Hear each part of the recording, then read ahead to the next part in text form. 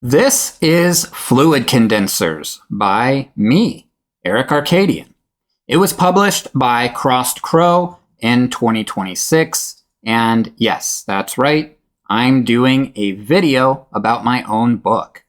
This is a topic that has fascinated me for years, but I could never find enough information about it. Well, you know what they say, if you can't find the book you want to read, then write it.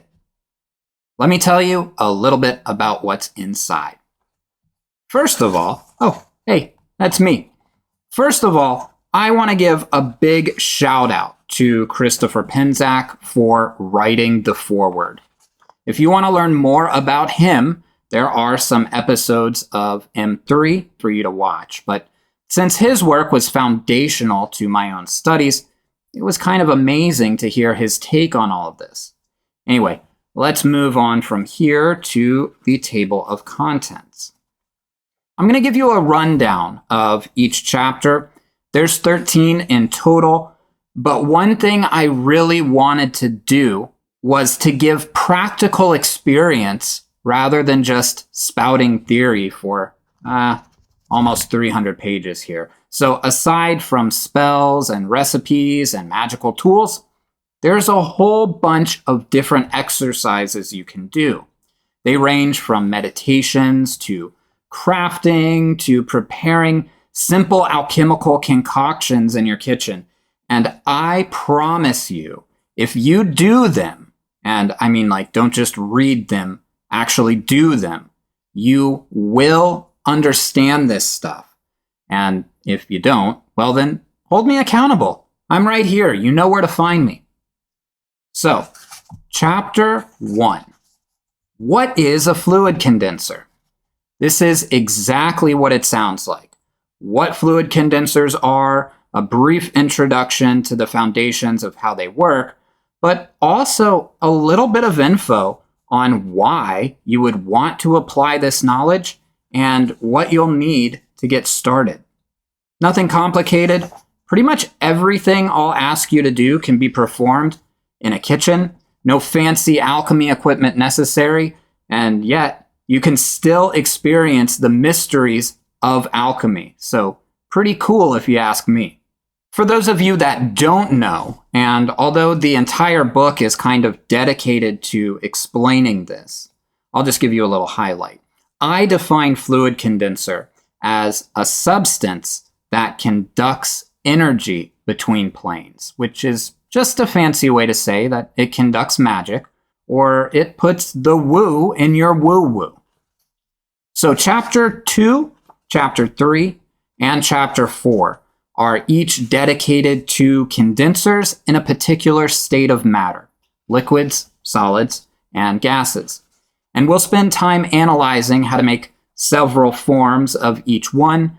I also introduce you to the concept of pore breathing and show you how to apply this to, well, not only to condensers, but basically any area of your practice where you need to charge something.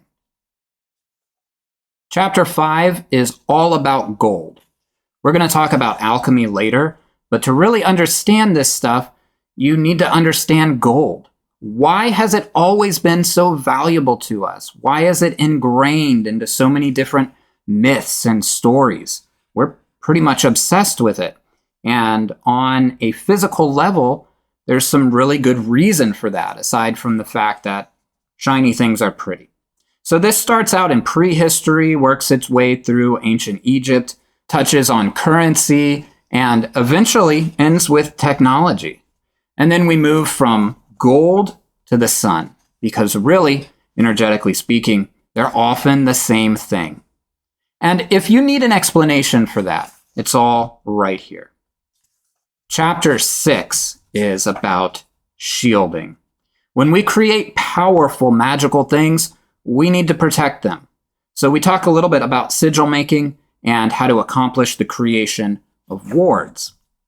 Chapter 7 is alchemy. And it's one of the longer chapters, but I try to cover all of the bases here, from the fundamentals of physical alchemy to how we apply those principles on a spiritual level. It's difficult to summarize alchemy in one chapter, but I think this gives you a good amount of information to get started.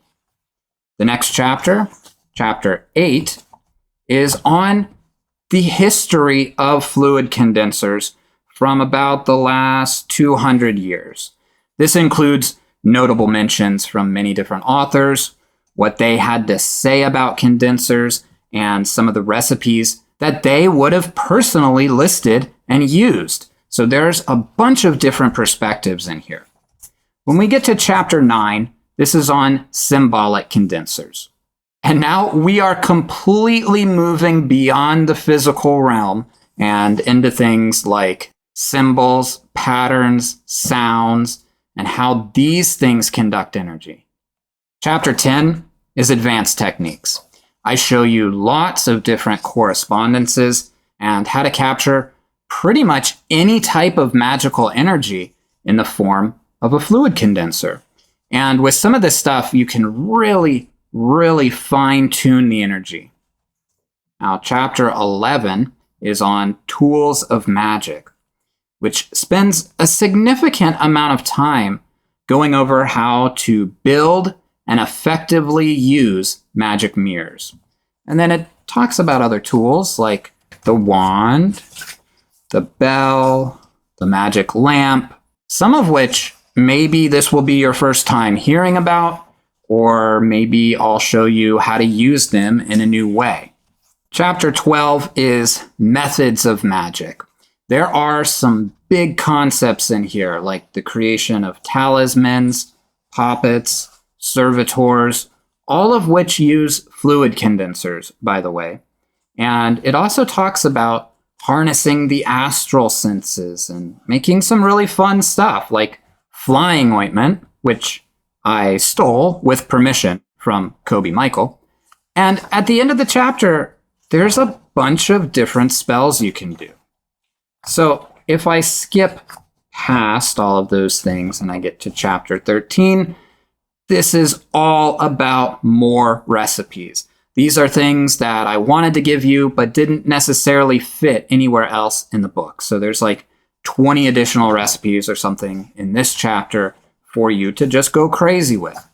And at the end of the book, there is a glossary of important terms, as well as an appendix of helpful reference information and correspondences, especially planetary information and stuff like that. I wanted to give you something that was practical and theoretical, and I think I accomplished that. So there is a lot of information in here. I'm going to give it the drop test. Okay. Well, if this sounded like something that might interest you, I've got a link in the video description where you can grab a copy for yourself, and I hope you do. Once you've done that, come back here and tell me what you think.